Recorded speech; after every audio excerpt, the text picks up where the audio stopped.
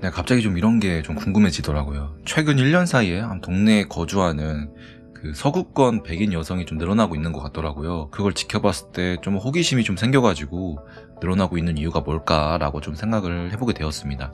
원래 서울 상권이나 관광지 같은 경우는 원래부터 좀 많았죠. 10년 전이던 언제부터건 좀 되게 많았는데, 서울이라고 해서 다 같은 서울이 아니라 관광지가 아닌 곳은 그 외곽 쪽 있잖아요. 그 외곽 쪽은 외국인들이 잘 없어요. 잘 없거나 아니면 아예 없거나 해서 동남아 외국인 노동자나 조선족들 말고 한국 사람들이 좀 고향같이 생각하는 그 주거지들 있잖아요. 어렸을 때부터 나고 자란 그런 주거지에는 한국인들만 보면서 자랐으니까 외국인들을 볼 일이 없었는데, 아무리 여행으로 관광으로 놀러오는 외국인들이 많아졌다고 해도 그냥 관광지가 아닌 그냥 일반 그런 동네에는 외국인들이 없단 말이에요. 근데 작년부터 서구권의 어떤 젊은 백인 여성들이 갑자기 보이기 시작했어요, 이런 동네에. 그래서 뭐지? 이랬거든요. 올해 6월에 아줌마 아저씨들이 많은 그 동네 카페들 있잖아요. 저도 자주 이용하는 그런 동네 카페인데, 북유럽 느낌의 젊은 여성분 한 분이 약간 공부를 하고 있더라고요. 되게 편한 복장을 입고, 또 한 명은 동아시아 젊은 남성분이 또 있었는데, 그분은 자주 오시거든요. 노트북으로 이렇게 통화를 하면서 그 영어로 업무를 해요. 그런 사람도 있고, 지난주에는 동네 스타벅스를 갔는데 관광지가 아니란 말이죠. 타투한 서구권의 젊은 여성 백인이 있더라고요. 그래서 여기를 어떻게 알고 왔을까 생각을 했는데, 제 옆자리에 이렇게 앉아서 이렇게 공부를 하시는데 바로 보이잖아요. 그걸 보여가지고 책을 이렇게 쓱 그냥 한번 봤는데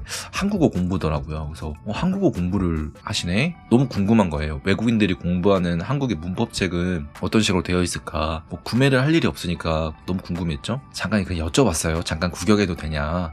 그래도 된다 해가지고 책을 이렇게 보여주시더라고요. 일단 봤는데 문법 부분이 되게 어렵게 되어 있더라고요. 그러니까 한국인은 절대 공부하지 않을 것 같은 그런 내용들, 은는 이가가 왜 은는 이가가 되는지를 영어로 이렇게 설명된 문법책, 그리고 한국어 시험 1급에서 2급의 기출문제 책이더라고요. 근데 좀 되게 웃겼던 거는, 학원에서 영어 공부를 할 때 영어에 밑줄을 친 다음에 한국어로 쓰잖아요. 근데 이제 그분은 한국어로 된 그 문장이 밑줄을 긋고 영어로 필기를 하는 모습이 되게 생소하고 처음 보는 장면이어서 되게 좀 재밌었습니다. 제가 봐도 어렵다라고 하니까 본인도 막 고개를 저으면서 너무 어렵대요. 그렇게 그분은 공부를 하다 가셨고, 잠깐 고개를 들어서 그냥 사람 구경을 하고 있었는데 또 비슷한 분이, 외국인 분이 지나가더라고요. 그래서 이 동네에 갑자기 이렇게 외국인이 많아졌지? 이런 생각이 좀 들더라고요. 근데 이러한 분들의 공통점이 뭐였냐면은, 공통적으로 여행 느낌이 아니었어요. 여행 느낌이 아니라 동네 카페에 좀 공부하러 온 느낌? 그냥 우리가 편한 복장 입고 동네에 안경 쓰고 공부하러 가듯이 약간 그런 느낌인 거예요. 그래서 괜히 오버하는 느낌이 아니라 근 1년 사이에 진짜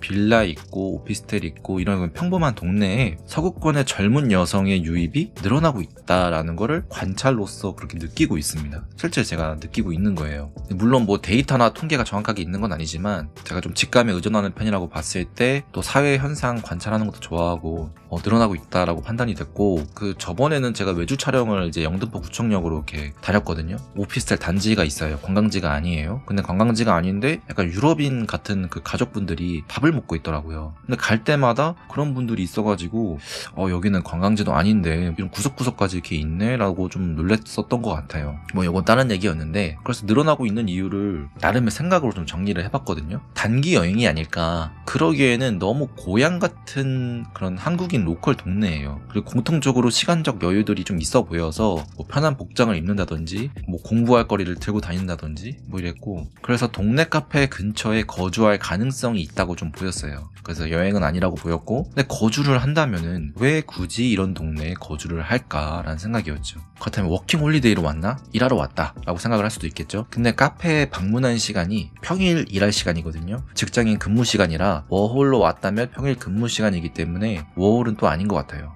월은 아닌 것 같고, 그럼 교환학생이 아닐까. 그렇다면은 좀 대학가 근처나 외국인들이 밀집해 있는 곳에 살지 않았을까라는 생각이 좀 들었고, 또 집 근처가 좀 대학교도 없고 그런 대학가도 아니거든요. 그래서 교환학생도 아닌 것 같다라고 생각이 들었고, 왔고, 아니면 한국이 좋아서 한국어 공부를 하러 왔다. 근데 한국어 공부는 보통 본국에서 이렇게 하지 않을까라는 생각이 좀 들어서 이것도 아닌 것 같고, 나름 이유가 될 만한 뭐 한국에서 살기 위해서 귀화를 준비하고 있는 사람이 아닐까라고 했는데, 근데 결혼이라면 제가 이해가 되는데 혼자 굳이 뭐 외국인도 없는 동네에 와가지고 카페에서 귀화 공부를 한다는 게 좀 말이 안 되긴 했어요. 말이 안 돼서 안 됐고, 그래서 이 이유가 다 말이 안 되는 거예요. 근데 조사를 하면서 알게 된 사실은 디지털 노마드 비자가 있대요. 디지털 노마드 비자가 있는데 이게 맞는 것 같아요. 저는 공통적으로 다 공부를 하고 있었고 노트북으로 업무 같은 거 하는 사람도 있었으니까, 한국이 작년부터 2024년 디지털 노마드 비자라는 거를 시범 운영하기 시작했대요. 그래서 1년 사이에 제가 보이기 시작했다고 했는데 타이밍이 딱 맞아 떨어지는 거죠. 프리랜서나 크리에이터가 한국에서 장기 체류할 수 있게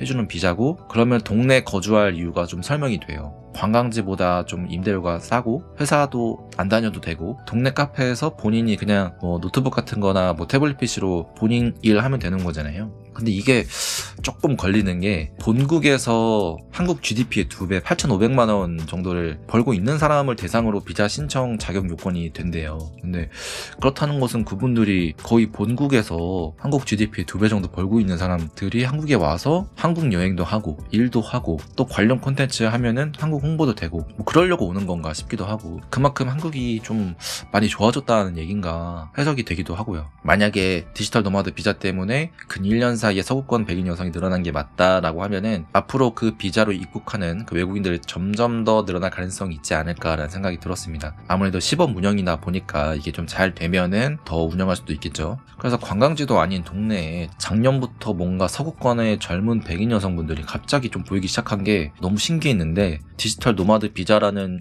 이유가 있다라는 것은 생각도 못했죠. 이게 맞는 건 아니지만 다 이렇게 아다리를 맞춰봤을 때 이거만한 게 없지 않을까, 이유가 이것밖에 좀 설명이 되지 않을까 싶어서 한번 콘텐츠를 제작해봤습니다. 네, 오늘 영상 여기까지고요. 다음에 더 유익한 영상으로 찾아오겠습니다. 감사합니다.